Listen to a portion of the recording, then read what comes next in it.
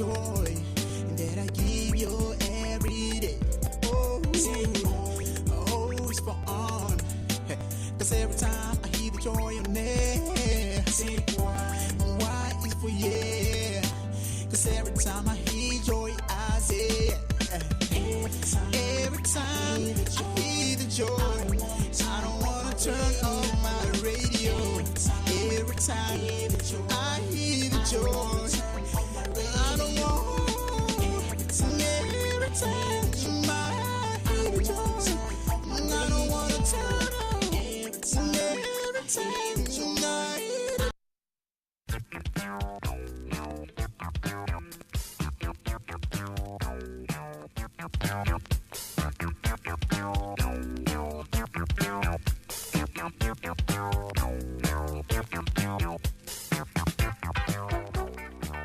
Well, thank you so much for joining us for this special edition where we're bringing you a big conversation. In the past couple of days, we have all noticed and focused our attention on the Appointments Committee of Parliament because of the vetting sessions that have gone on. Some amount of drama, some moments where we've gone into major reflection because of some of the suggestions that these nominees have put to our thoughts. But the most important thing here is that this afternoon for the sports sector, we are having this well, thank you so much for joining us for this special edition where we're bringing you a big conversation. In the past couple of days, we have all noticed and focused our attention on the Appointments Committee of Parliament because of the vetting sessions that have gone on. Some amount of drama, some moments where we've gone into major reflection because of some of the suggestions that these nominees have put to our thoughts. But the most important thing here is that this afternoon for the sports sector, we are having this conversation with the nominee who now has gone through vetting and is awaiting full approval by Parliament, after which he will be sworn in by His Excellency the President of the Republic, John Dramani Mahama, and then work will begin officially at the rechristened Sports and Recreation Ministry. Honorable Kofi Adams, who is also the Member of Parliament for the Buem constituency, emerging from the Oti region of Ghana, is one who's been in politics for many years. Now, when his name came up, there were those who had conversations about what he's seen in the sports sector. Of course, even before he was vetted, he had major conversations within the media, obviously because he's had a very good relationship with various media houses over the years and has also played a very key role when it comes to major political figures, including our departed former president, His Excellency Jerry John Rawlings. Now, let's get into what makes him up as a man, his big picture, and where the focus is going to be. Like I said, he's had many conversations, and by now, we'd all be in on what he wants to do, what direction he wants to go. But of course, there are many other elements to his life that many may not know, even after the dozens and dozens of interviews that he's done here on our various platforms and Newsfile and all the other platforms on Joy News and others. Thank you very much for joining us on this very special edition. Honorable, congratulations. Thank you. Your vetting session was it was relatively short. Yeah, one of the shortest also. In terms of the number of minutes that people spend, you can count mine as one of the shortest, because anything less than an hour, considering what has been happening there, means that you spent very little time. But it may also be the case that when you are very well known and your activities are so well known, then there become very little to be asked of you. And also, when you are very well known and you are being sent to a sector that you've had very little to do, there will be less to be asked of you from that sector. Truth be told, in terms of my political activity, I've had very little to do with sports. So maybe less was found about me in that area to be asked of. So we thank God, and it's happened. It's happened. So we're waiting the eventual confirmation, and then we'll all support you for His Excellency's swearing in for you to begin work. Now, let's get into your mind a bit. You know, sometimes we all wonder what kinds of things, run through your mind when you're preparing yourself for moments like this. You are an experienced politician. You are very familiar with the doings of Parliament. This is your home turf. So obviously there was not much of a problem for you. I actually monitored you seated on the table with your, one of your colleagues was being vetted. I'm talking about Honorable Sam George. You sat there. So as you sat there and, they kept going and they kept going, how are you feeling? Were you Well, waiting? like you said, it's something that we've done over and over. I've been on a number of panels, sometimes questioning and listening to persons. And since I entered Parliament, I've been a member of the Public Accounts Committee. And by the nature of our work, we question a lot of persons.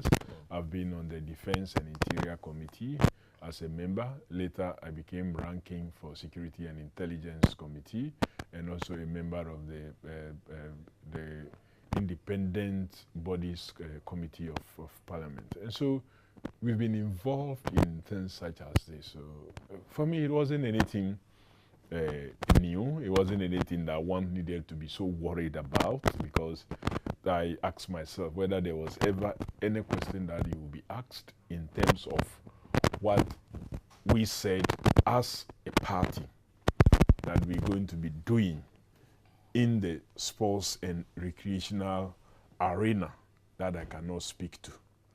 If I'm asked any technical thing that doesn't fall in the domain of the sports person or what the party has indicated we will do when voted into power, I gladly will let them know that, well, this is not one of the things that I have considered, and when I get into the ministry and it comes up, there will be technical persons that I will rally to deal with such situations. And so I went there very well prepared. I wasn't applying for a job of a coach. I wasn't applying for a job of a technical person. I have been asked to go and offer leadership to that ministry that involves various disciplines, various sporting activities. So it is all about leadership, how you can lead people, both technical minds, those in the sports industry, the athletes, the sports persons, to at least achieve what the government and by extension the state have set out to do. And that I knew I was very well prepared. And when questioned on it, from any angle, I was going to answer them. Let's also veer a bit into your personal interest as an individual. Obviously, you grew up in an era where it wasn't too attractive to want to play sport professionally. Yep. Did you ever find yourself toying with the idea of representing, going into maybe athletics or, at senior high school level? And all that? Well, at the time we grew up, school sports was something that was taken a bit serious. Even though it didn't send people too far, we used to really enjoy it. And I remember in a village where I was born and grew up, my hometown, we didn't even do the inter-schools at one place. A number of communities will come together for the inter-co, and you needed to be up till class 4, or what some people later call stage 4, to qualify to travel with the team to the next location. And so when you are in class 2, class 3, you just keep praying to get to stage 4 or class 4 as we used to call it then. So you qualify to also travel to the next town that may be hosting the inter-schools, because it was the joy of the moment. As bad as the pitches were, we enjoy doing something and on it. You athletes were running barefooted. Sometimes the pitch, the tracks with thorns, with undulating holes everywhere. You run and fall, not because you don't know how to run, but because of the undulating nature of the tracks that you would have to run on. But it all was joy. We did it for the fun of it, much more like the recreation of it. It didn't see moving too far with it. A few persons who had opportunity later, and when you go to the secondary schools and you continue, found themselves taking it a bit further. But it tells me one thing, that as a country we must invest heavily in grassroots sports and make sure that at least we have standard facilities in communities and districts, so that the potentials, the talents that people have could be unearthed. And when they get unearthed, we should have a place where we can assemble them for them to be given the necessary training, which must start very early. Honorable, there's a lot to deal with in that area. I like the passion and the enthusiasm, but there's a lot to deal with in that area, in the sense that when you look at our planning, when you go and you look at general master plans for our respective communities, it's out there. You see that there are layouts for schools. These schools have, allocated areas for pitches and all of that. The issues of encroachment, the issues of immediately switching over the use of these lands for other purposes aside these educational facilities and sports facilities. So obviously there's a major challenge as well over there. Well, Nathaniel, there's so much irresponsibility around the country that we need to deal with. That we have people who have sold lands and sold everything to the point that they want to even sell school assembly grounds and playing fields. Because for them, all they think about is that education is just about the classroom where you sit and have classes. They don't care about playing field. So you even have a number of private schools that charge very exorbitantly, but all they have are classrooms. No space for even school assembly. If they have to organize any school assembly, it's within one of the classrooms. That is wrong. Community development, community centers, recreational centers, community pitches, all today have been turned into something else. Either they have become shopping malls or they have become residential facilities. That is wrong. Do you now see why a lot of non-communicable diseases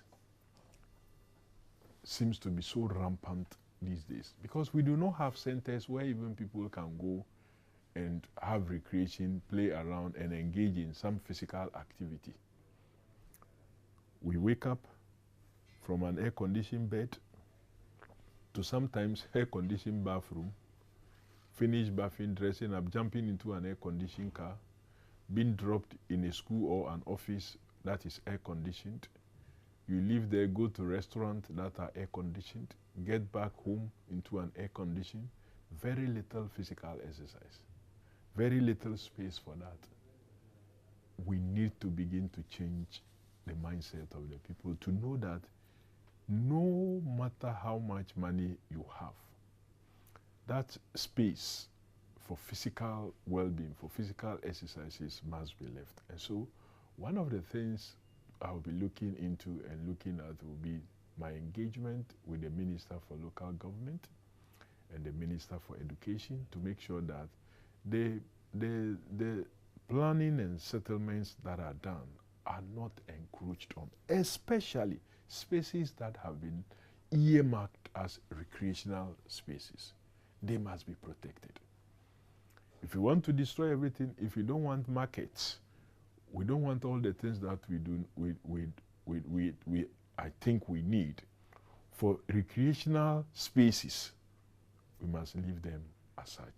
We must not bring them down and raise blocks. Let's leave them as open space.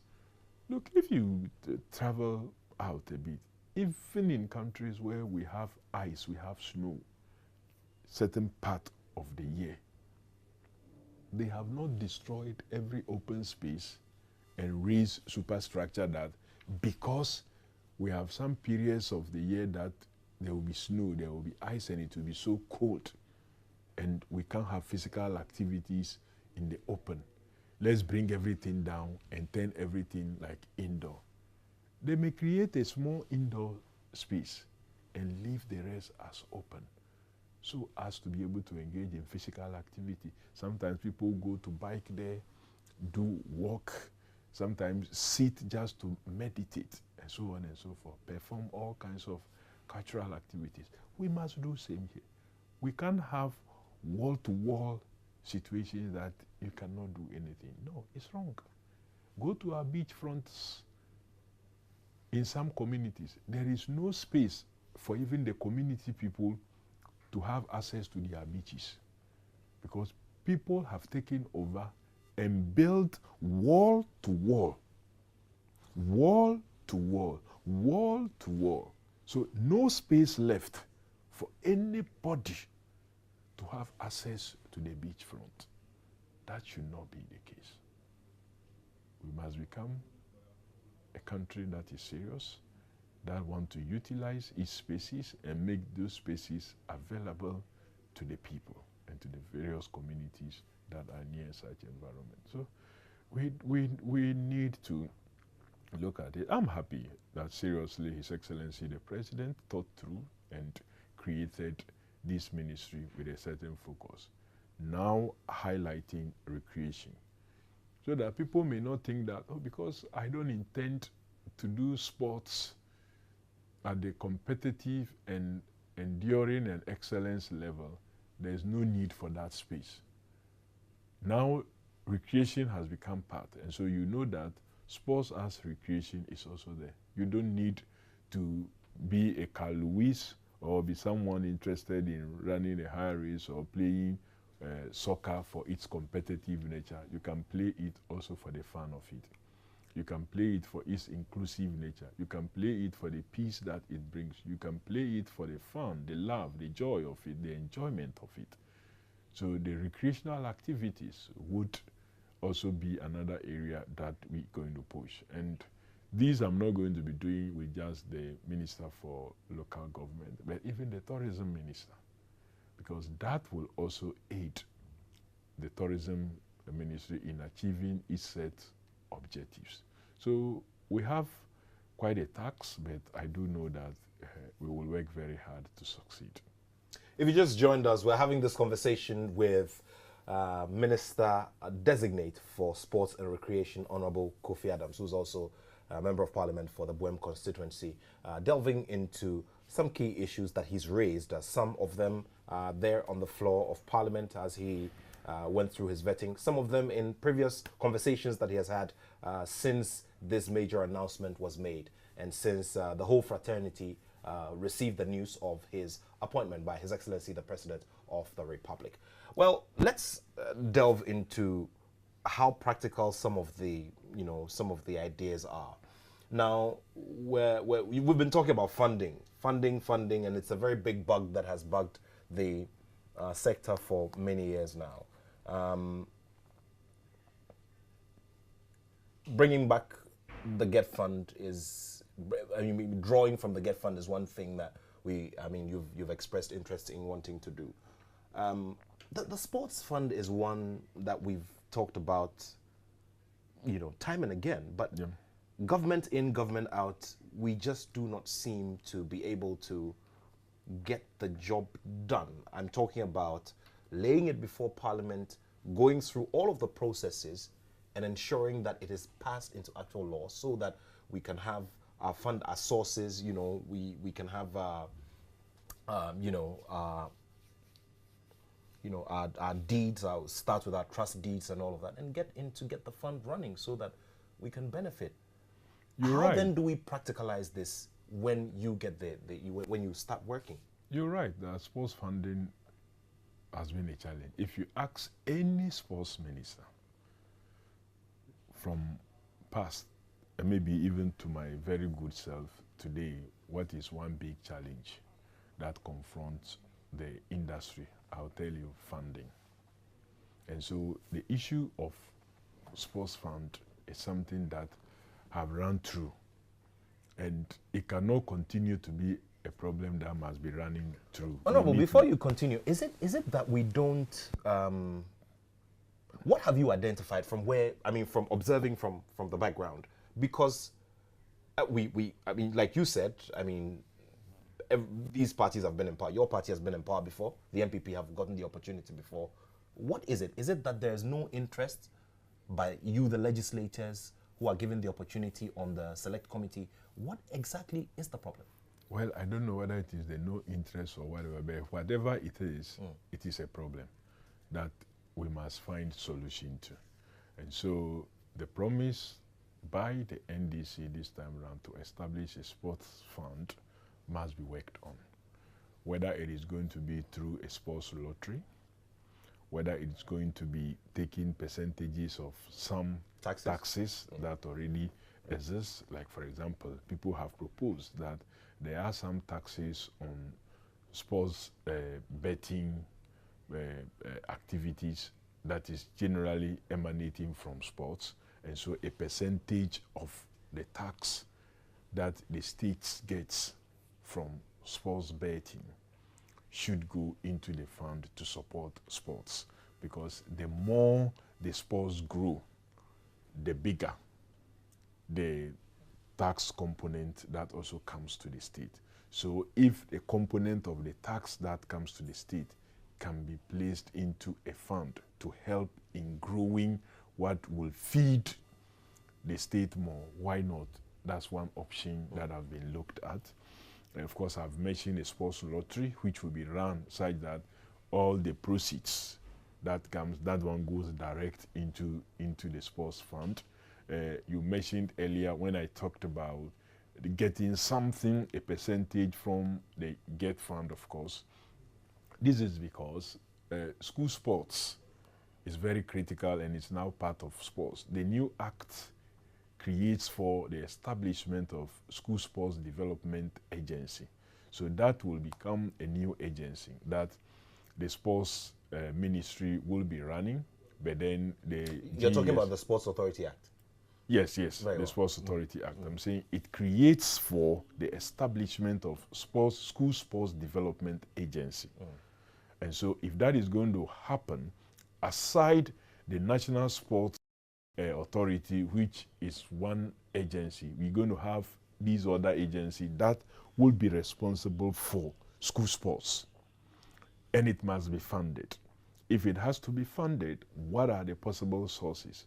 Aside the Sports Fund General, we may have to begin to look at the Ministry of Education to assist.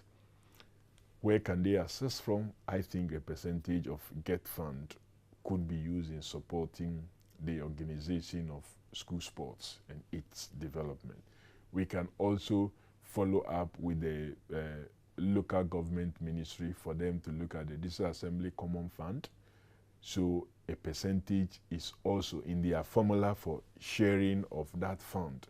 A percentage will be allotted for the grassroots sports, because already per the Act, every district is supposed to have the district sports unit that will be chaired by a nominee of the chief executive, with others participating. So if they have that unit already taken care of in the Act, we need to find a way of funding the activities that they will be involved in. So a portion, or in the formula for the distribution of the District Assembly Common Fund, when it's to be laid in Parliament, we must have a component that goes to support grassroots sports. So a lot of options are being looked at. Of course, funding from the private sector, the PPP arrangements would also have to be looked at. Enhancing sponsorship and benefits that goes to sponsoring agencies and institutions will be looked at. If companies know that if we sponsor sports, especially those that are described as less known, I don't accept that description though, but let's take it that is what it has been known, that the less known ones, those who pick them up Underfunded. and push and their funding into that sector will have some tax rebates given them. So when they know that, oh, if we do this, we can get a rebate. A company that may be paying the state only maybe 500,000 as tax may be willing to invest, say, $1 million Ghana cedi in supporting sport or promoting sport. So the state would have benefited even more than how much they would have gotten if such institution is left to pay only tax without sponsoring sports. Because when they sponsor the sports and you do well indirectly, it helps in your GDP. The contribution of sports now to our GDP is very low. I think it's less than 2%, about 1.4% or so. But we need to work even harder to raise this. Many countries have done it, and they've done it so well. Look, Spain, these Spain. figures are coming from the Statistical Service? Yeah. Spain, for example, at a point went so low, they decided to realign, redraw, and when they did that, they won so many laurels. England did same. They sat there, realized that, okay, funding was a challenge. Let's introduce some sports lottery. When they did that, they have so much to be able to fund their sports. Look at Uruguay, our 2010 people we don't want to. They did it against us in 2010, and they repeated in Brazil also in 2014. You mean in Qatar? In Qatar, rather, in Qatar, 2022. rather, yeah, 2022 in Qatar, when we thought that we were going to at least pay them back for that thing that Luis Suarez cost us in 2010 in South Africa. I was at the stadium that day, and after the match ended, I remained on my seat, couldn't move. Wow. Look at their population. A very small country. That's true. Less than 5 million.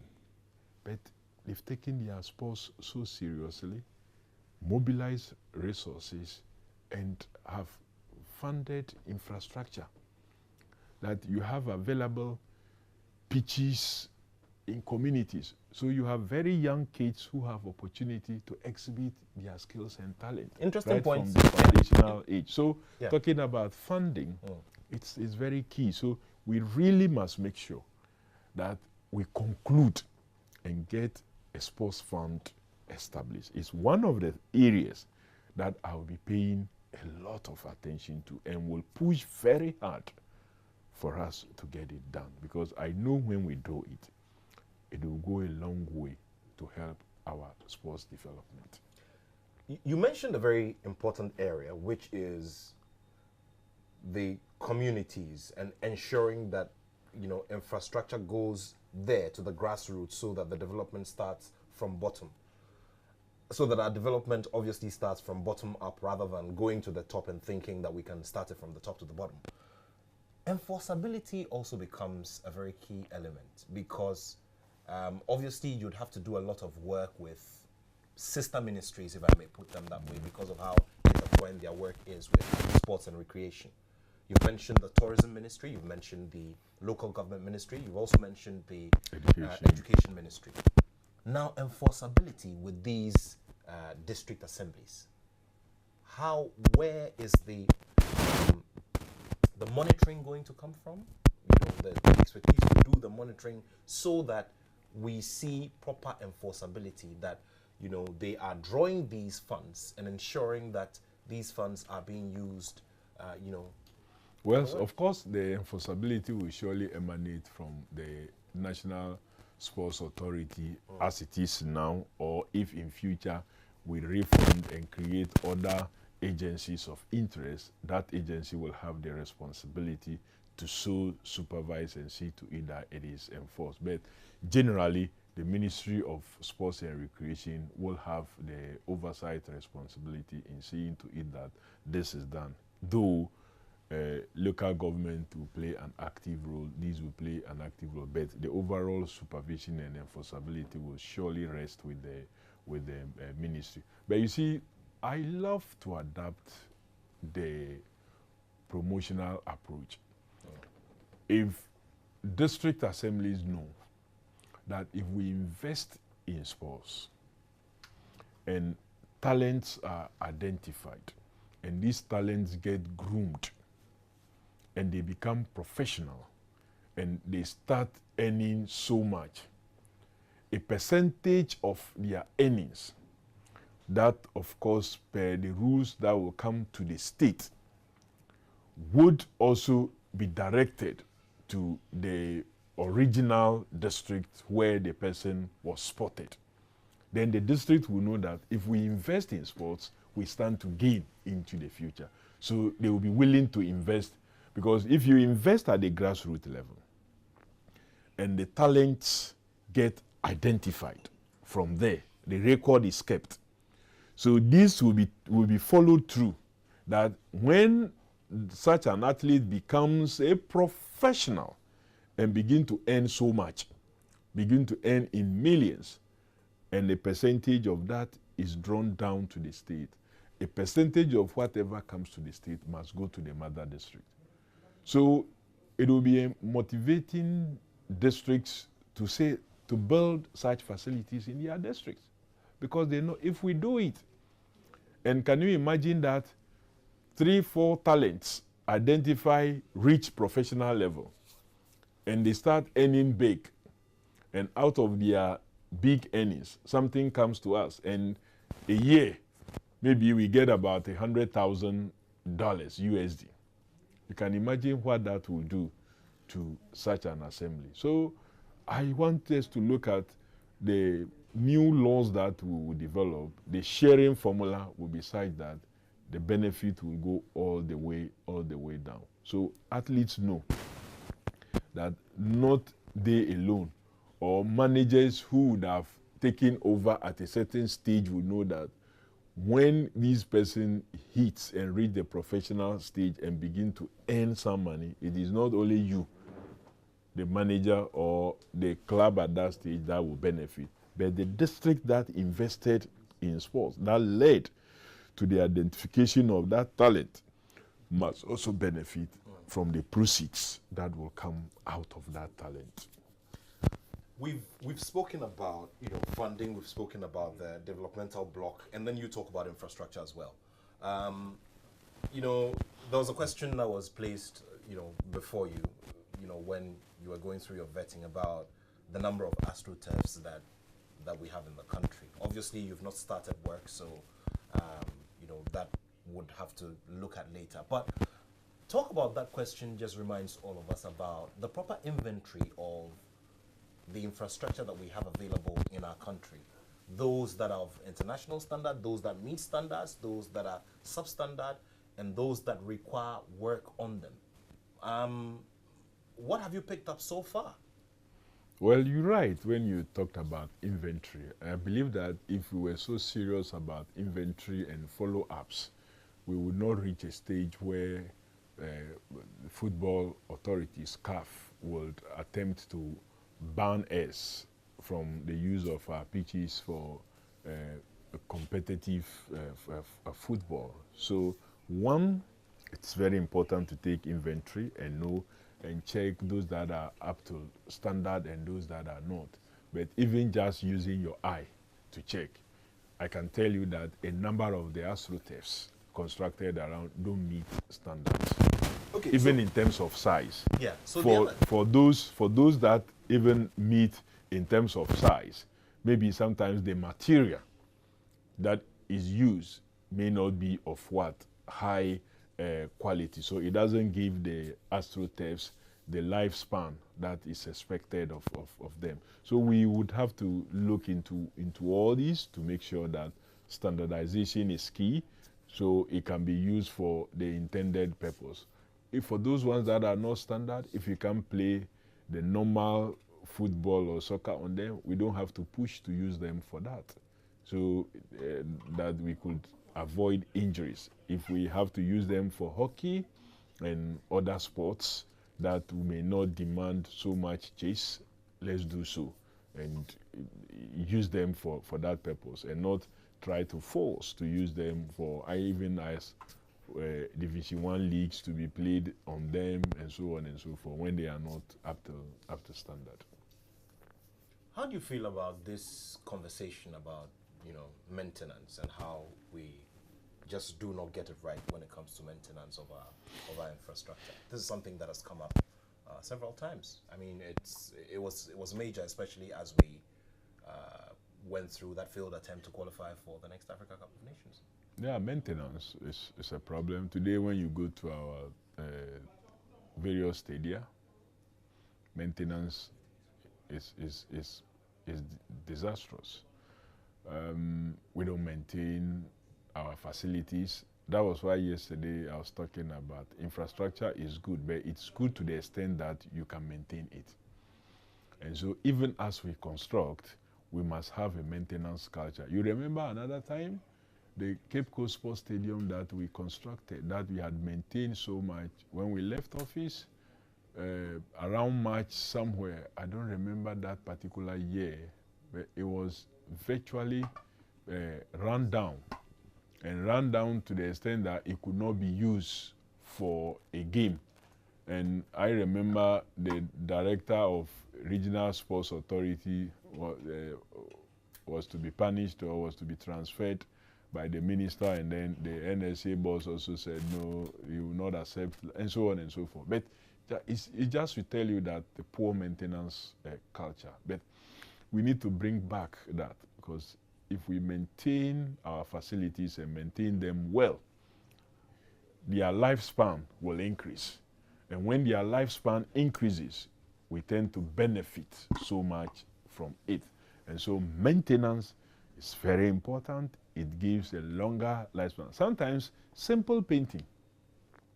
Take, for example, Accra Sports Stadium. Everybody knows that the stadium is so close to the sea, so the material that you use in constructing must be material that will not react with salt.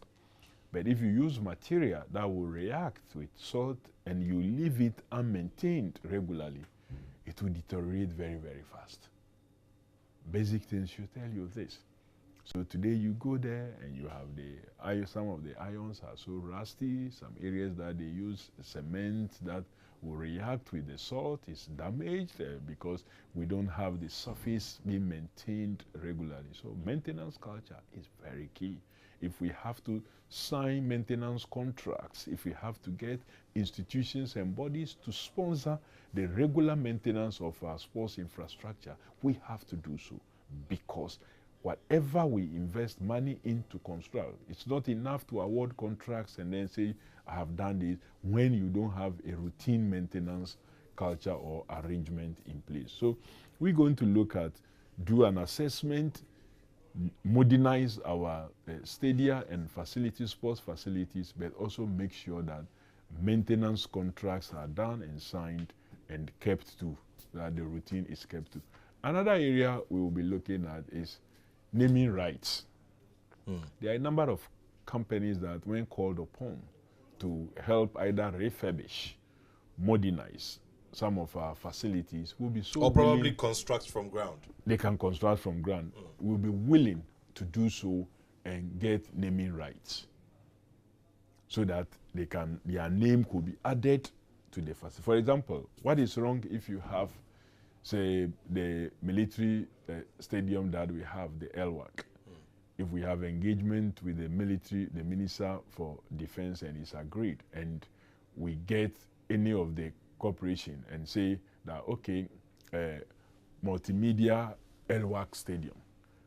If multimedia is into some product that they know, if we invest in this stadium and in this refurbishment, our name will be attached to it and we'll get the opportunity to sell our products. I believe that they will be doing so. And if they do that, then we know that we'll be organizing school sports there. And the young people will come there. It will be an opportunity for multimedia to also sell their products. So just like the Emirates for Arsenal, the Etihad exactly, for Manchester City. Exactly. Yeah. So something like that. So we have all the MTNs, the Telecells, all these, the Anglo Gold Ashantis and what have you. They are all here. And you can really engage them and have them come in to help, because government or the state would not be able to fund all this infrastructure alone and its maintenance. Government alone cannot do it. We have to bring on board some of these persons. And so tax rebates or exemptions, naming rights and what have you that helps them to market are all tools that we would be using to be able to bring in a lot of interventions and funding in our sports ecosystem. If you're just joining us, we're still digging into the ideas for the sports sector. You know, we have quite some amount of work to do, and you know, we're going into 2025 with a major disappointment, knowing that we'll not be answering the roll call for the next Africa Cup of Nations. That has been talked about quite a bit. We have Ghana as a nation has that assignment of ensuring that we rehash the FIFA World Cup campaign. That's something we'll come to. Of course, the Minister-designate has spoken about, you know, the Ghana FA, his views about, you know, Coach Attoh, you know, in relation to the team, and some aspects of the management of the national team and how they relate to the ministry and all of that. Honorable Kofi Adams, you've spoken about, you know, wanting to get things back on track regarding the true role that the National Sports Authority must play in the bigger scheme of things, where the Ghana FA now would have to work through them. And we all do observe and realize that the Ghana FA has had that route, obviously because they're able to get things done faster, and some of the demands of you know, the sport and running the national teams require that sometimes we need to make some of these you know, emergency arrangements. Have you started engaging? Are you engaging the necessary stakeholders? Obviously, if a set of people are used to something as smooth, and smooth in quotes, as smooth as having direct access to the ministry, and now they'd have to go one step back, obviously people will have some challenges aligning. Yeah, you are right. It is good to have it easier with the topmost body rather than pass through a route. But that route has been created also to bring about best practices and transparency issues. So that is why it's important to start planning early and to factor the routes that you must go through as part of your planning process. So if you have an event that is going to come up in March, you don't wait till end of January or mid-February before you bring it up. And because you delay, you decide to run straight to the final authority instead of taking it through a body. And when the releases happens, sometimes that higher body may not have the opportunity to, in a way, supervise your expenditure or demand some kind of reports. Then things are kept in secrecy, no transparency, corruption sets in, and what have you. So it is my candid view that we must let the structures work, and all federations and associations will have to, until the law gets changed, they must route their request through the NSA. And we must not encourage a situation where some are made to be bigger than the NSA. When we do that, then supervision becomes difficult, the transparency issues become a problem, and so I'm not going to encourage that. We would have to work. But of course, in some situations where something urgently arises, we may allow it. But we must not, that should not become the norm. If it happens once, that's okay, but when it becomes the norm, every time that's how it is done, anytime for a particular, oh, we wait last minute, then we rush, then we are not able to account properly, it will not help the growth of our sport. Let's delve more into this idea of school sport. I mean, you are celebrated greatly by the students and old boys of Adesado College whom you taught, and obviously you saw a certain era of collegiate sports. One of my biggest disappointments with the establishment in the central region is the fact that, I mean, as a student of St. Augustine's, I remember that we contributed throughout my stay in St. Augustine's. We all contributed to having a central regional, stadium, which was situated at Adisado College. College. Yeah. But hey, it is still sand turfs and sand tracks. And now, obviously, the Cape Coast Stadium has come. That one also has its issues when it comes to, maintenance. The last time I saw it, it didn't look too good for me. Well, you know what? For me, sports infrastructure, the more you have it, the better.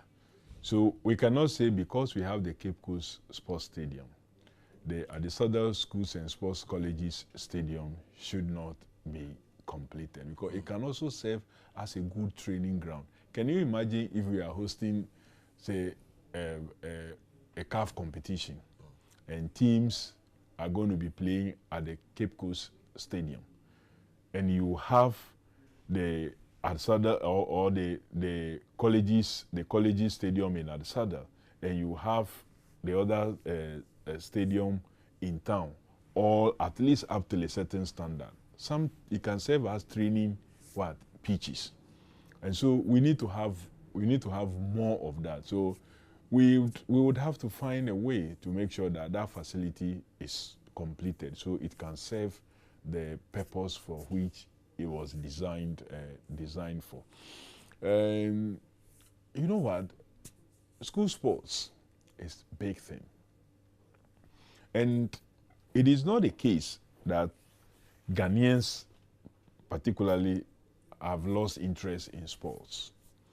Because if you see how not just students, but old students, persons in the community, some of whom have not even gone to school before, the interest they show during school sports tells you we still love our sport. If there is no love at the higher level, maybe it is because of a certain thought or beliefs that we no longer care about the sport, but we are using it as a money-making means. So we need to change that narrative and to make sure that we do what is right. I was having an engagement with some of your colleagues earlier, and they were talking about some monies that are paid to some members of management committees of some associations. Yes. And I asked myself, is it right? Is it wrong? What is the justification? Have we really sat through to find out whether that is how it should be done? And we need to have a serious conversation about that. Whether that if we do certain things and people think that, oh no, the game is now a platform for some people to, as we say it in quote, to chop our money. But maybe that may not be the case. If we open up, we may have a justification. But if you... So what you are calling for is more conversations around it so we could reach a common point? I think so. Okay. I think so. Because yeah. Does it really make sense that I play a game, 90 minutes plus, we win, I'm giving something, and another person who really didn't play is also giving same? Okay, so Parliament organized some sessions and some hearings when Ghana failed to qualify or failed to perform at the FIFA World Cup Qatar 2022, and many conversations came up, many suggestions came up, and many views were expressed. Dr. Randiabe, who's the newly appointed Black Stars Management Committee chair, he's expressed his view about this. He says that when there is failure, the first port of call is these same persons who are managing the team. So when there is success or something drops into the kitty, why can't they also take part? That's the view he has expressed. It's a good view, but the question is the quantum. I don't have a problem if they say for the time you've spent with the team and the rest, you are being given something as honoring your time. I may not have a problem. But if you taking same or sometimes even more than those who are playing the game, that's where I would have a personal problem. but we would seriously have an engagement around it. We seriously must have an engagement. It is true that they are blamed, but even as they get blamed, they continue to be in there. But the argument is, should they take same as the playing body, or in some instances even more than the playing body? Should that be the case? Well, if you people feel that and Ghanaians feel that that is justifiable, we can do so. But I personally think that we cannot justify such payments. It seems and look and sounds unconscionable for me, though they must get something, they must be honored, but possibly it should be the quantum and the level must seriously be looked at. You mentioned, let's get into you and your personal interests for a bit. You mentioned a very big interest in boxing. Yep. You obviously do watch some bouts from time to time. Oh, sure, I do. I do when I have time. Sometimes I go back and watch the old. Of course, I must say that here in Ghana, I love all our boxers, and one thing is that I love them for the international prowess that they've brought in. So all of them are good boxers. The DK Poisons that we watched and also even read about, the Azuma Nelsons, of course, those times you have to stay awake because especially when he's fighting in America, it's going to be, the night there is dawn in Ghana. Yeah. So you needed to be awake so you don't mix anything, and we loved it. If you take me out, look, Mike Tyson, despite the challenges that he's had, he still remained for me one of my favorite boxers that I really love. Are you always drawn to any specific Mike Tyson moment? You've spoken about his challenges, but then the days of brilliance in the ring, which of them would you immediately go to or watch over and over again as you've been? Maybe I've not understood your question well, but look, I'm talking about his days of greatness. I mean, some of the magical moments he produced. Well, I mean, if you're hooked on something, me for instance, I mean, if I'm hooked on something, I'll tell you one fight that I like to watch over and over again. Okay. Yeah, I don't really have that thing about maybe a particular fight that you want to watch again and again, but sometimes when I am on it, no matter what people say and talk about him, yeah. I'm still there, and he's one person that despite, it's like my love and support for Man U. No matter where they are, whatever is happening, we are stuck. You were here in Parliament when his name was brought up in a. If you just joined us, we're here having this conversation with Sports and Recreation Minister-designate, Honorable Kofi Adams. He's also Member of Parliament for Wem constituency. He says that issues of Manchester United and boxing are very key to him when it comes to interests and when he wants to unwind and relax. Of course, locally, even though I've become minister that will oversee all sports, it can't take away my love and support for my Kotoko also. Some say, is it that I have love for red colors? I love red, but I hardly don red color. How did you I hardly don red color. But you see, for me, for the Kotoko, my dad used to be a fan of hearts. Hearts of Oak. Of Oak. I see. And he was such a character that the only time you get to oppose him without anything is football. So we chose the opposite. I see. So that when they are playing, that one is a game that they are playing, and our team is doing well, and so we can have opportunity to hit at you. Except that when Haas is not performing well, that day you will have all kinds of duties that he will assign you just so to keep you away. But it was beautiful. So I also grew up finding my siblings the elderly ones supporting Kotoko. So I also joined the fray of support, and it's been so till now, and I know that it will continue till death do us part. So interesting. You look around the continent, you know, and you look at the peers of Asante Kotoko.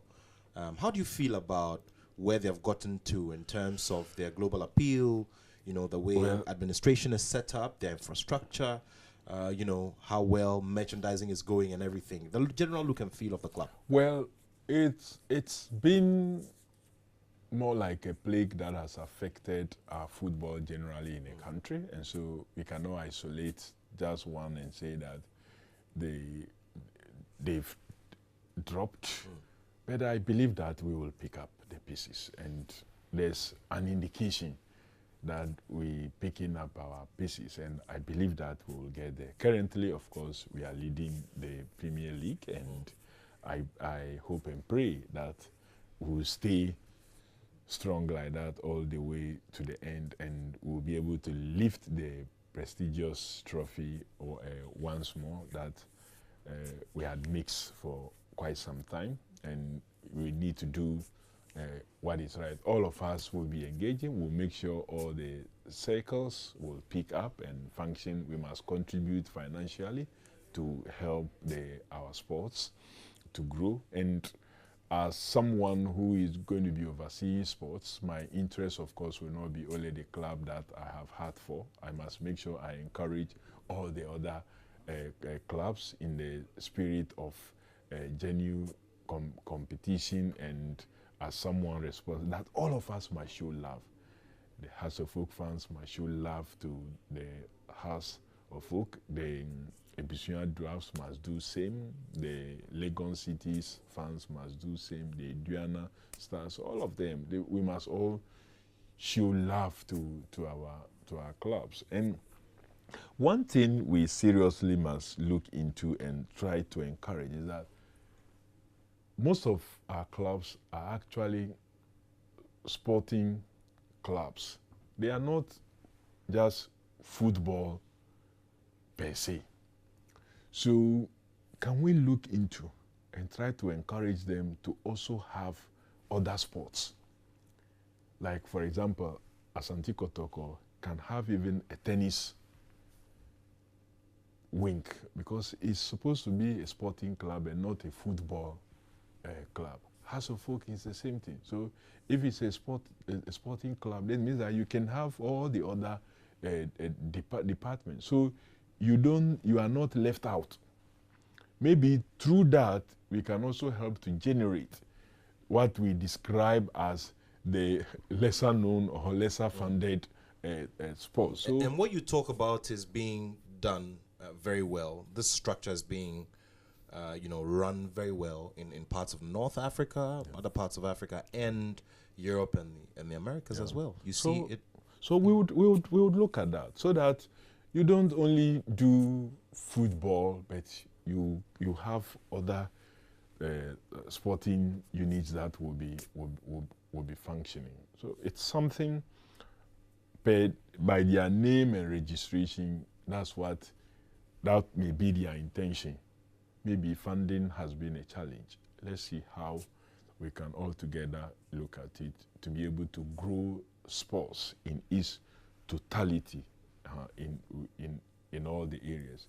Possibly it will help the competition in such areas also to be enhanced, and you can easily connect the football fan interest to all these other sports also, so that all the other lesser known, lesser funded sports can also have their own out of the bigger fan base of the footballing fan that these clubs would have. Honorable Kofi Adams, you have a political mentor in the late, Jerry John Rawlings, who obviously was a big fan of Accra Hearts of Oak and also had a lot of boxing in him. Actually contributed greatly to the making of Africa's most successful boxer, Zuma Zum Zum Nelson. Yep. I'm still wondering how you were able to pursue an interest for Asante Kotoko as against Hearts of Oak when your own dad was one, and your political mentor was one. Well, I was before we met, so I see.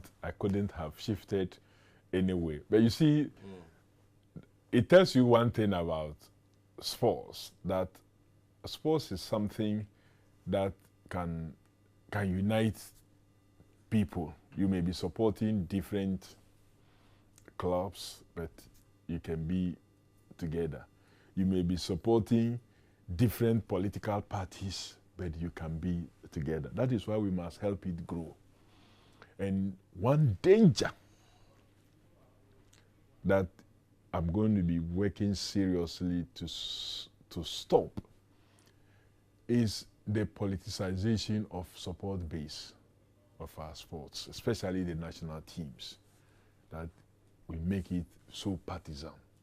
It doesn't help, and it will not help. Let's allow our sports to be the sports that we have always known it to be. What would you propose they do? I mean, I know exactly what you're talking about, where some of the, the supporters groups are known to be NDC, some are known to be MPP. So once the NDC is in power, all of you go to the background and we get to support the national teams, take part in all the major programs, especially travels and all that. Well, that is not the way.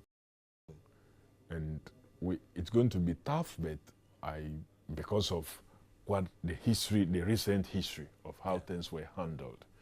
So I know I'm going to encounter some resistance, some challenges, but I would want to work very hard to make now luckily they've come under one umbrella.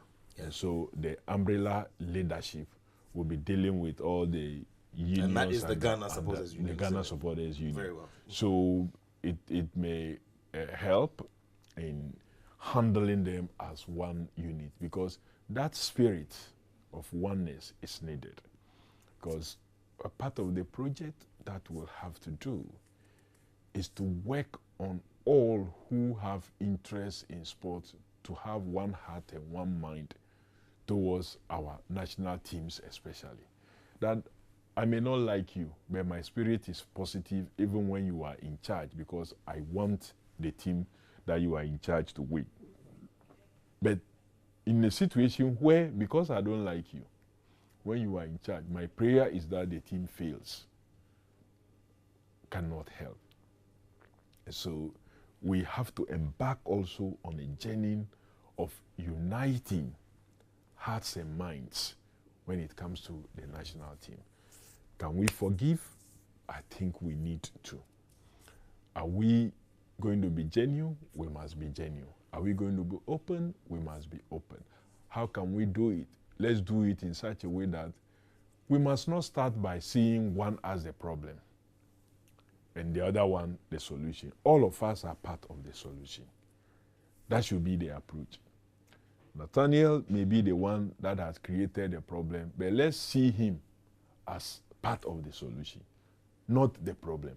So if I approach you as if you are the problem, it may be difficult for us to resolve the problem, because you would also take a stand that, no, I'm not the problem. I think that I'm the solution, because all that you have been doing, which I see as the problem, you are doing it in the name of a solution. So I must not see you just as a problem. I must see you as part of the solution. Then we can see how far each of us can shift, whether it is you who must move completely to where I am, or I must move to where you are, or all of us must move halfway to reach somewhere to be able to carry the conversation with the basis that we are all involved in getting a solution is the way to go. I'm not approaching my leadership with seeing problems. I'm seeing solutions and seeing everybody as part of the solution. But it is only after a certain levels of opportunity is given, and you still think that you must remain where everybody thinks it is the problem that we are trying to deal with, then that one you'll be treated as a problem and be left alone. And when I pray that nobody behaves that way, we would all see ourselves as part of the solutions so we can work together to achieve it. And once it is achieved, all of us will celebrate. Not that when we see you as a problem and we achieve a success out of that solution, then you stay somewhere, then you also begin another line of cycle of prayer starts. That I'm praying for them to fall again, I'm praying for them to fall again because they saw me as a problem and I've been isolated and left behind. No, we want to carry everybody along because it is sports we are talking about. It is our nation and our country we are talking about. I've observed something which I believe is very beautiful and is healthy for national cohesion, after, this electioneering process and, the swearing in of the president, all these appointments and, eventual start of work for public officers or officers of state. And that is the smooth handover and the public show of support by outgoing, officers and for incoming officers. I'd give a few examples. I saw Honorable Samir Wuku, the former, Director General of the National Lottery Authority. He welcomed, the newly appointed director. They had a public sitting with the top management and some of the staff. It was a beautiful thing. We saw what happened at the YEA as well. Malik Bazintale and Kofi Ejapong, So we've seen quite a number of them. Now, yesterday I realized that the immediate past minister was establishing a point that he did a lot. He's left you a lot of good infrastructure. It took him a while to ask the question because of the movements and all of the murmuring on the floor. But have you had conversations? Have you had any interactions about what lies ahead of you so far? With the immediate past minister? Yes. Oh, of course, he's a member of parliament, and so we've been engaging. We've had a number of informal engagements, and we will continue to do so. That's what I told you, that I don't see anybody from a point of failure, or I don't see anybody from a point of being the problem. I see everybody as being part of the solution. Even where you failed is learning.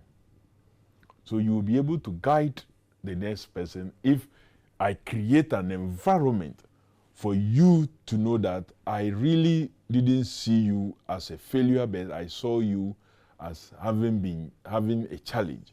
You'll be very much willing to tell me that, no, I passed this route and that's how I fell into a hole. So use the other. Or if you go this route, you will never see a door. The door is not here because I've used it, go to the dead end, and I didn't find a door. And by the time I got back and used the right route, it was so late. But if you don't have a certain positive engagement from a perspective of being part of the solution, they will tell you, well, you said you can do it, just walk and let's see.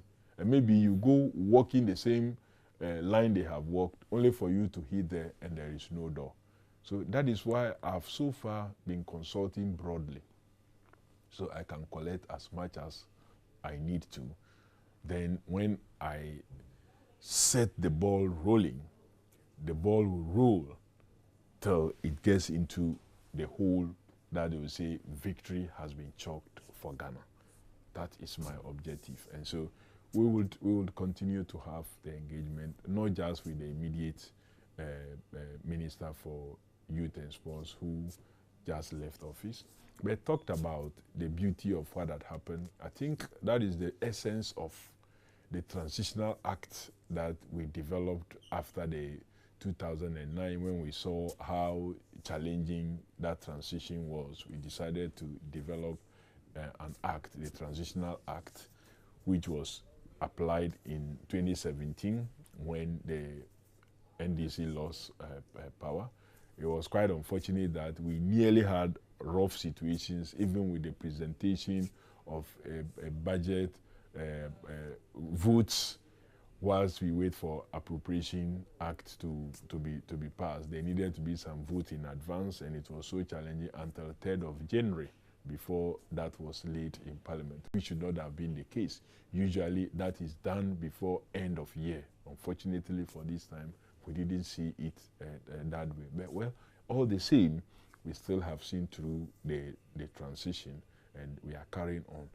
Some of the officers that you mentioned made it a bit beautiful. So when you look at that beauty part, then you can ignore the rough things that happened even before this beauty has been shown by the officers that you mentioned. So it gladdens my heart that some of these situations are happening. Let's carry it. Let it not be that we're doing it for the photos and we'll go behind and do other things. Let's be genuine, because if Ghana does better, it does better and good. It's good for all of us, and all of us, our situation will improve. I've been telling some sports media persons that, look, when our sports grow, you also in the sports media, you grow. If our league is doing well, you would also have many more stories to report on from different angles. If our leagues are not doing well, and therefore we are not having good players, even to be able to form, we will not qualify for the chance, and we will not qualify for the AFCONs. And you too will not have opportunity to be able to go anywhere to be able to report. Or even if you do go, your country is not featuring for you to report for your country. You'll be reporting about other countries. And so it's good for us to critique, it's good for us to do all those things, but it's also good for us to highlight the good that is happening equally, so that when you weigh the two, we will know that you have talked about the good, and so when you critique the bad, there will be some fair balancing. Let's talk about key areas of once you hit the ground running, like we've said, you've gone through the process, so now we're just awaiting the next stage, which will be your approval, and then work begins. Now, key parts of the manifesto, looking at getting these base salaries for our footballers in the Premier League, so that it helps to retain talent as much as possible, so people don't find themselves going. On Thursday, I heard you talk about players who find themselves in some unorthodox destinations just because they have to go and make ends meet. So that one is there. Infrastructure is there. The story of the National Sports College in Winneba is there.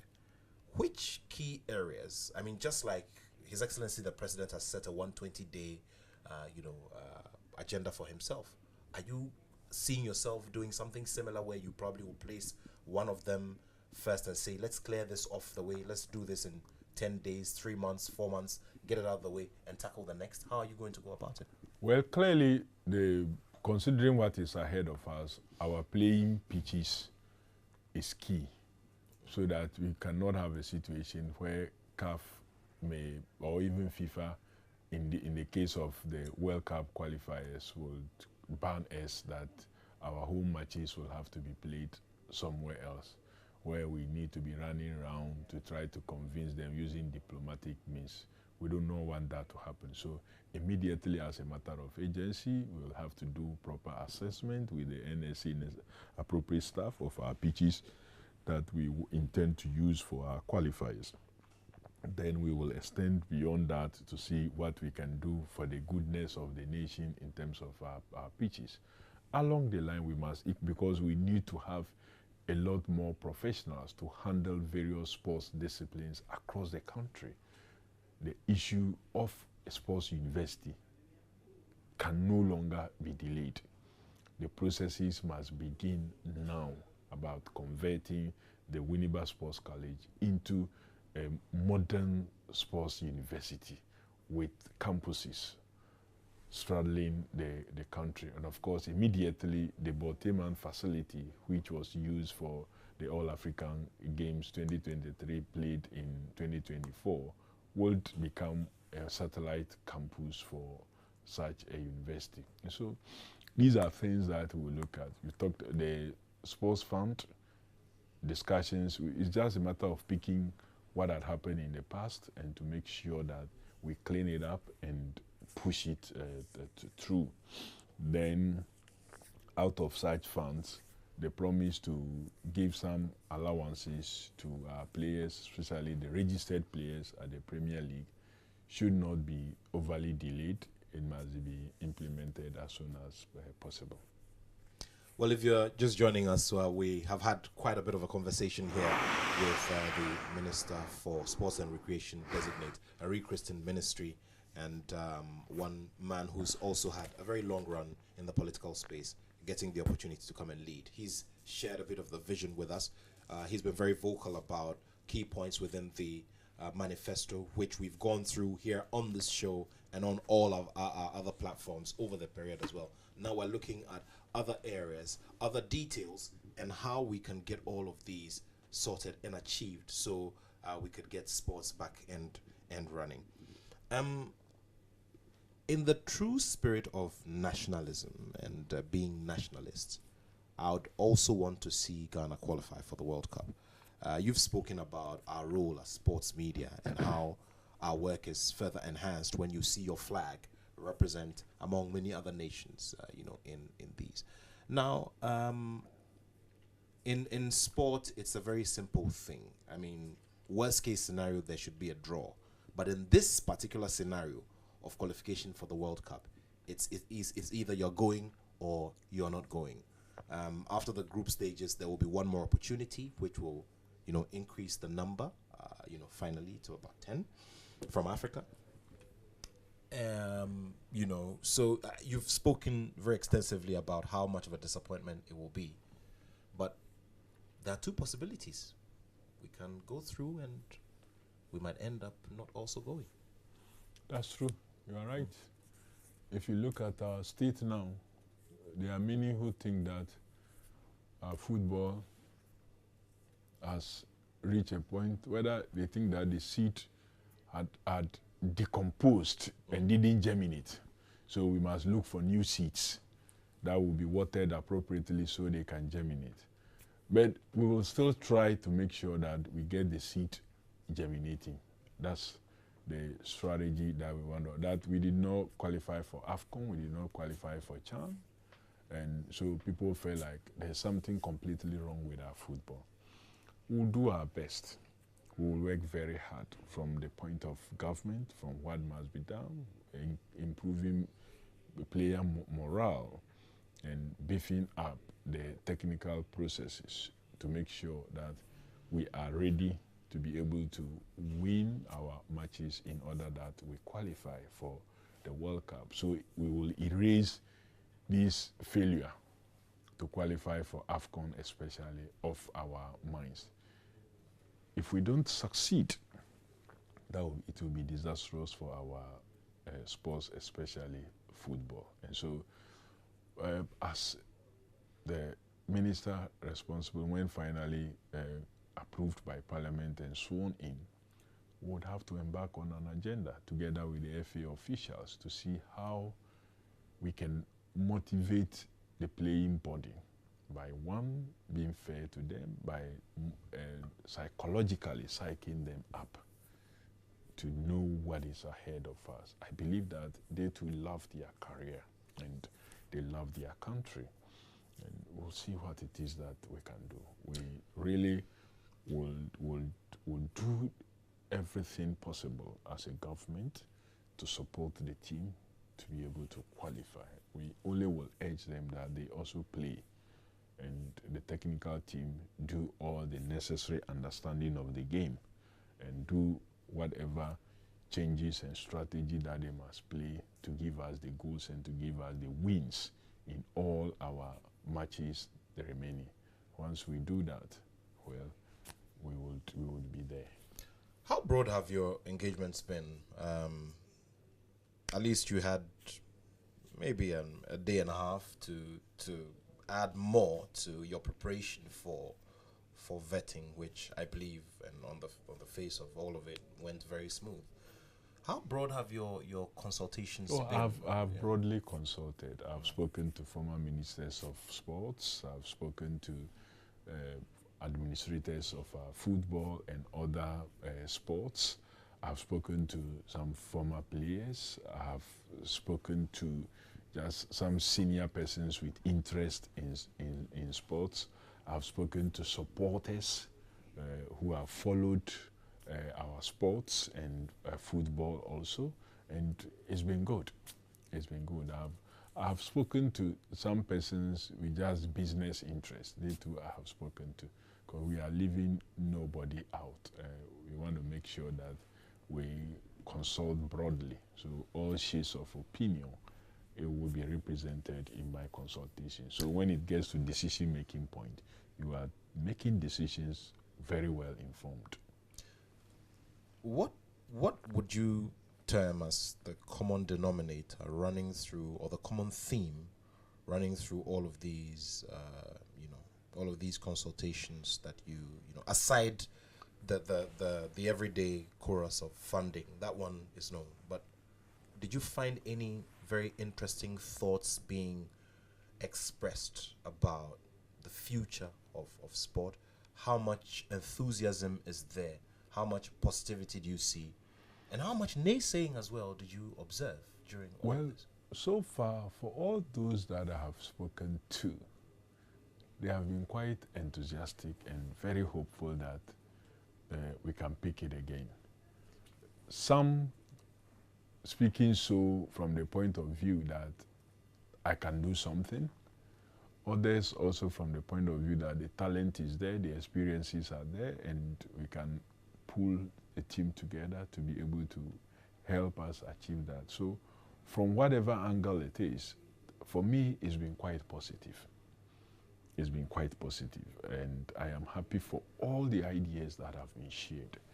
None of them said that it is not doable.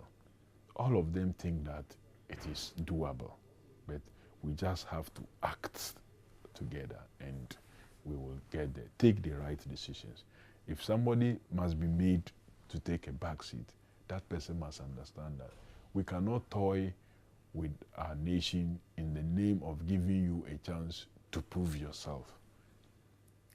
That kind of approach. So we'll see how we get there. I believe that we will succeed. Yeah, it shall be well. So I'm sure we should be ending our in a few minutes now, yes, so that in a few minutes. So I think this will be your last. Ask this as your last question, so I can. Yeah, sure, definitely. So that go you can. to Yeah. Now, let's talk about those days for you as a fan. Today, you are sitting there in the saddle, leading, administrative work and all of that. Let's just quickly talk about the, these moments. You told us about South Africa 2010. You were there when Ghana lost that game to Uruguay. Walk us through the day. I mean, how the whole day started, your travel to the stadium, the conversations, the confidence that you had that was punched. Well, there was a lot of, when you qualify for a World Cup and you're going, once you've qualified, you think that you can also bring the cup home. So despite sometimes the odds against you, so we went there with a lot of confidence. It started so well. The route to the place, the Vuvuzelas, that was the period that the Vuvuzelas came out. The Vuvuzelas everywhere, the joy of it. We got to the stadium, we found our way and took our seats. We really enjoyed the game, and that opportunity came for the goal, and the gentleman did what he did with his hand, turning it into a penalty that was equally converted. So I sat there and realized that, well, after some time, then it dawned on me that, well, maybe we were not meant to win. Otherwise, the guy would not have used his hand, considering the fact that he is a professional player. And it was not like he was falling and his hand got to the ball. He actually caught the ball. He actually did that. And for a professional player of his caliber to do that just could not be explained, because it was unthinkable.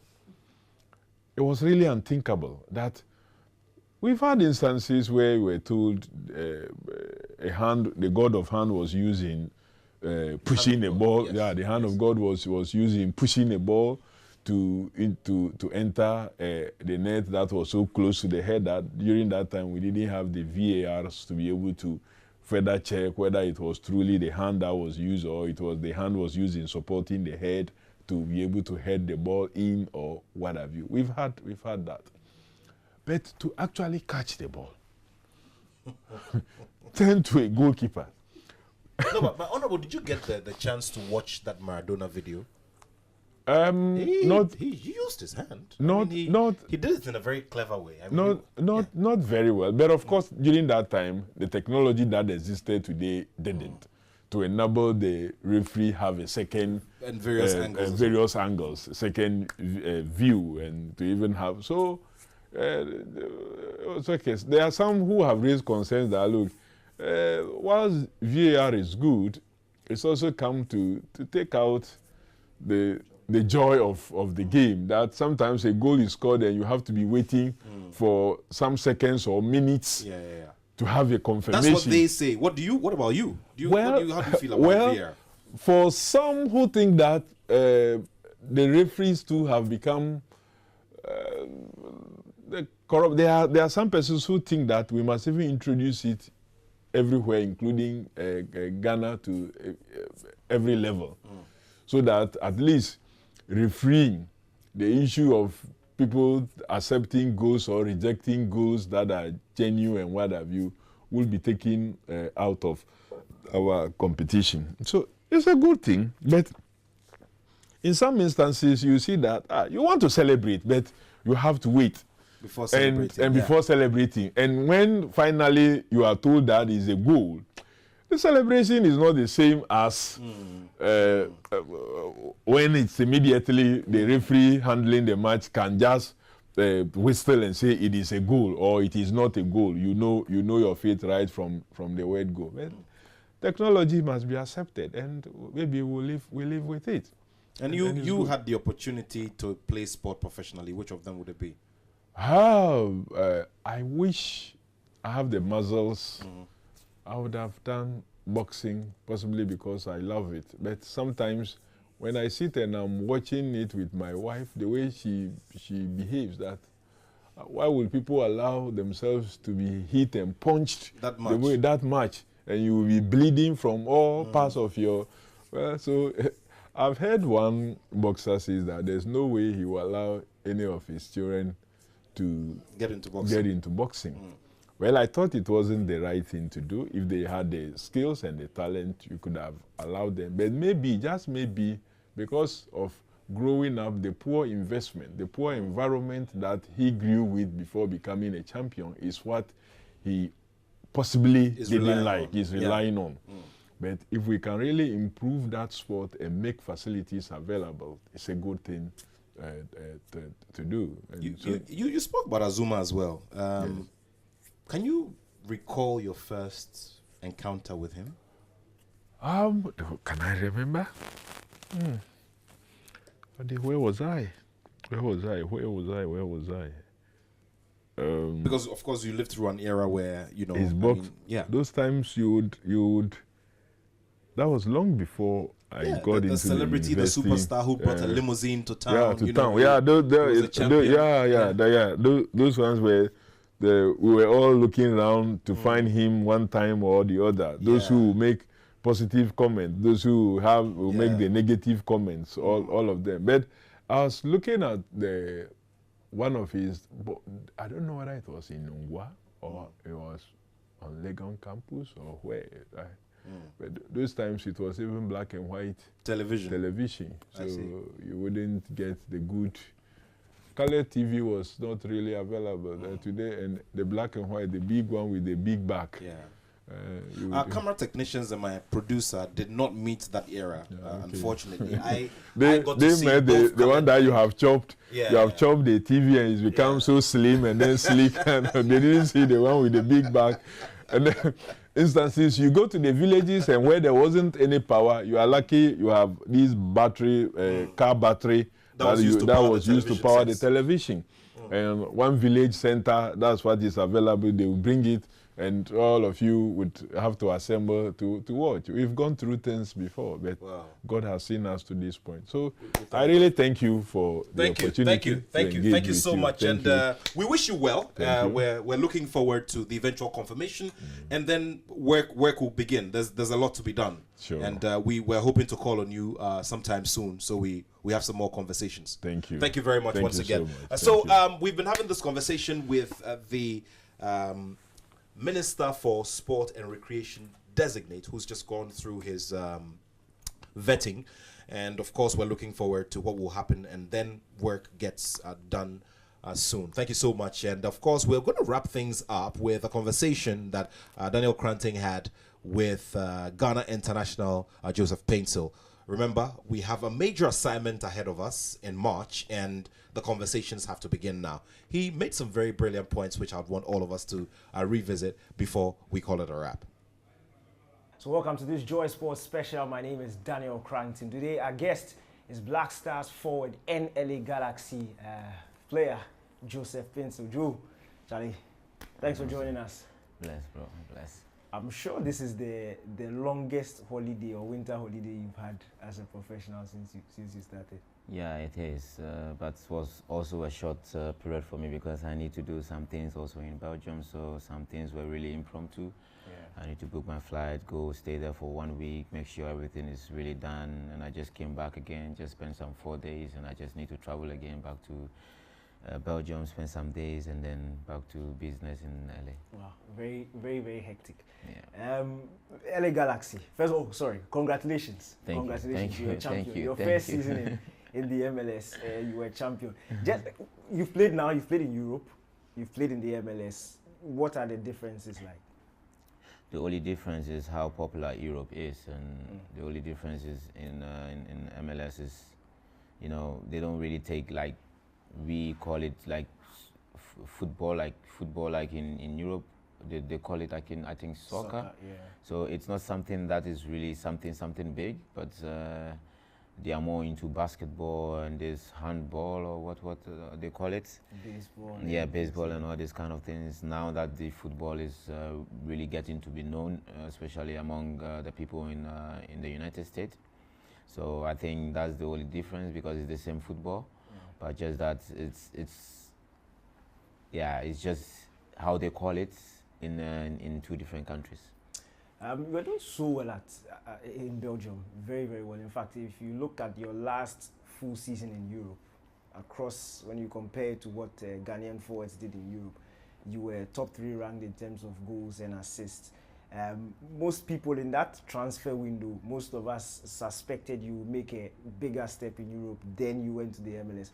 What informed that decision? Why LA Galaxy? Why MLS? Yeah, I think it was the right decision that I made. I never regretted it.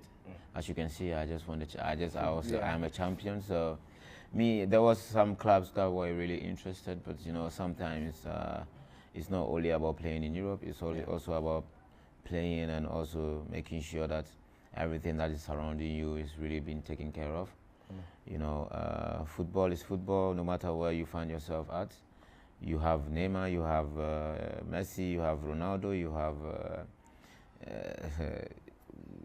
Baby Jet, you have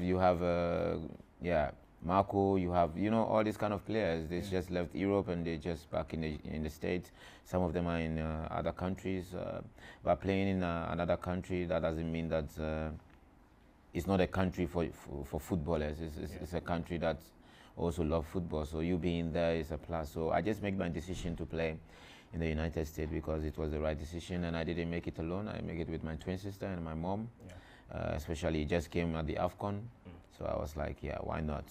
If it's a good deal for me, why not? So I just took it, and yeah. Nice.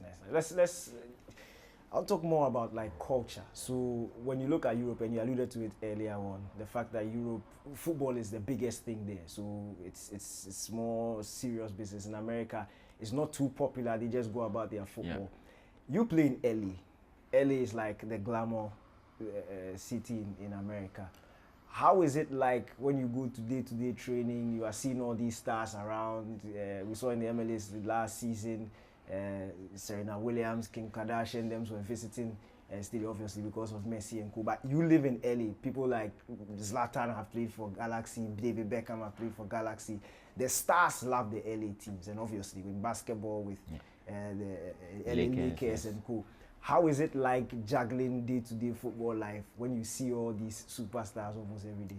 Yeah, it's really fun. It's really exciting, especially you seeing these popular people in the stands. It gives you the extra energy to do more, because you just want them to know exactly who you are. Also, you know, because even with that kind of connection, it can give you a favor for you to be connected with them. You know, especially when you play very well and they really like you. You know, they will be commenting about you and they will be saying good stuff about you. And you know, it's a plus playing in the United States, because it's a really great opportunity for not only footballers but a lot of people, because it creates a lot of opportunity, like with musicians, with football, with basketball. It makes the community really come together, especially. So we seeing them on the at the bench or maybe at the stands. It really makes us feel really proud and always want us to give a lot of energy, especially when we are playing, because you know, seeing Zlatan, we have Donovan was also there. Yeah. The final, a lot of players were there, all players were there, so you know, it gives you that kind of feeling to give extra. So it's really a plus thing, and I'm really excited that I found myself being in LA and everything is moving on really good. Let's talk briefly about your Black Stars career. Most Ghanaians didn't necessarily know you before you hit the Black Stars scene. You played briefly here, then you went abroad. But in the season leading up to the World Cup, you were literally one of the best players in terms of Ghanaian players playing abroad. The season, that was 2021-22 season. At the end of that, you did brilliantly well. At the start of the 22-23 season also, you were banging in goals, assists. And then you missed out on a World Cup. We've spoken to ex-Black Stars players who have missed out on World Cups and how painful it is. What was going through your head when you were told you were not going to be part of the 23? It was strange. I was unhappy, but you know, I need to always accept the outcome that always comes. You know, we are, you know, millions of Ghanaians who wants to play football, and you know, the coaches make their own decision, the staffs, everybody make their own decision to take whoever they want to take. It's their own decision that they make. I have no say. All I have to do is just to focus and just doing my best whenever I'm being called. But I felt really disappointed, sad. But you know, this is life. You know, sometimes what you want is not what you get, and sometimes in God's way, maybe it wasn't the right time for me also. But at the end of the day, you know, there's more World Cups ahead, and I wish and I hope that this, if we qualify for the next World Cup, I might be part of the team. But I was really disappointed and really sad at that moment, because I didn't know what happened. But you know, it is what it is. Football can be ups and downs, disappointments, and you know, failure and everything. But for me, it was something different. Yeah. But I really need to accept it. JP, I need to ask you this, because during the squad announcement in Accra, I asked the head coach, Otuado, why you specifically were not in the team. Then he told me it was he had a private conversation between the two of you, and he wasn't going to tell me the reason. And then I asked again, and he basically said, I should come and ask you. So Oh, he said you'd come and ask me? Yes, he said he wouldn't Was it tell me. before the World Cup, right? Yeah, before the World Cup. He said he wouldn't tell me what he told you, but if I really wanted to know. When he was calling the players? Yes. So I'm asking, what reasons did he give you as to why? Because from what we sit, when we look at the footballing reasons, you look at attackers, you look at the numbers that they generate, we think you should have been in the squad. But what reasons were given you as to why you were left out? Oh, yeah. And that's it's not easy. He said you should come and ask me. Yeah, the same reason as he gave to all the players. Like what I said in my interview when I was interviewed in our preseason in Genk. That was exactly the same thing that he said. you know. But you know, we, it's you know, it's something really strong for me to say now, because yeah, it's bygone. So I just wanted to pass, and you know, we just focusing on the future, because if I really talk now, maybe it's gonna be something different, and people are gonna, you know, also react on it. I know, they need answers, but like what I said in the interview, like the last time I said about not being goals and assists, you know, and all these kind of things. Yeah, like it's what's in the papers. Like what I said, like football is not all about goals and assists. You know, it's a little bit strange for me. You know, because as a coach, if you need players who's gonna help the team, is players based on performance and how good they were in their season. And if a coach tells you football is not about goals and assists, then what is it about then? I'm not a defender though. But you know, I just need to accept it and just move forward. I'm not gonna lie, so it is what it is. You know, I need to accept it, but it's bygone be bygone. What has passed has passed.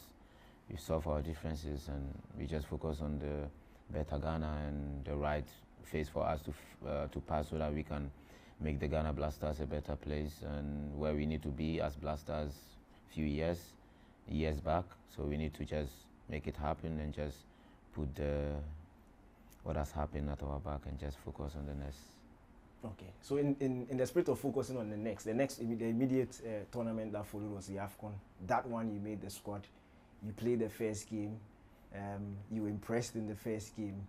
And then the funny thing is, I don't know if you've know, obviously you know it is your career. You've played 2 AFCONs for the Black Stars. You've played the opening game of both AFCONs. You've impressed in the opening game of both AFCONs. Yes, the second game you are benched. We have to ask them. We have to ask them. Yeah, I don't know. I don't know exactly what's going on. And you know, like I said, it's their decision. It didn't happen once, it happens twice. Yeah. So if these things are... Coaches. Yeah. But it's their own decision. I need to respect it. As a player, I cannot go forth and back with them. It's not like me being in LA Galaxy and the coach does this to me and I need to approach the coach and be like, why did you do this? Why did you do this? You know? Because in all, there were no tangible reason for doing that. But I'm not the only player. I'm not the best player in the team. Everyone is not the best player. We are all contributing and making Ghanaians proud. So if I do something that Ghanaians have really, you know, accepted me now because of what they've seen, that's what I need to show them, because that's the most important thing. I will always do what I need to do for Ghanaians and the people who love me, and even the people who hate me. I will just do whatever that is possible. For me, I will just put on my strength, and whenever I'm being called, I will just give my best and just do my best for the country. But whatever that has happened, it has really happened. 2 AFCONs, playing first game, bench second game, 2 times. It's football. It's something that I cannot do anything about. The difference between the 2 AFCONs was you were brought back into the starting lineup for the last game. That's in Cote d'Ivoire, early 2024, and then you were subbed at halftime. We were leading 2-0, considered 2 last-minute goals, ended up crashing out of the tournament. Oh, that game. And yes, that game. And then the head coach said he subbed you at halftime due to fatigue. You had played 90 minutes, you hadn't played the second game, then you played 45 minutes in the first half, and you were fatigued. That's why you were taken off. Were you told that I'm taking you off because I think you are tired? No, there was no such communication. So when was the first time you heard that was the reason why you were subbed? After the game, after the press. That's when I heard. But I didn't know anything about me being fatigued in the dressing room or me being subbed because I'm fatigued. No one came to me and tell me, oh, Joseph, it's because you are tired, that's why I take you out. No, were you tired? I wasn't. If I was, I would have told them, at least. But no one told me anything. No coach came to me and be like, hey, Joseph, because of this, that's why we took you out. You know, we also like communication. Yeah. Coaches always say they always love to communicate with their players. It's something that we players really likes. You need to come to us, communicate with us. This is the reason why I'm not using you. This is the reason why you are not playing. I'm not bigger than anybody. I will respect every decision, you know. I'm not bigger than anyone, even I'm not bigger. There are better players who are even better than me, but it's grace that has really brought me where I am now. So if someone needs to do something, then they need to just communicate. Like the coaches always said, oh, if you're a player, you need to communicate with the coach. What's wrong with you, so that the coach can adapt things. That's the same way for them to also communicate with us. Because if you don't communicate with us, that's where the ups and downs always comes out, because there was no communication.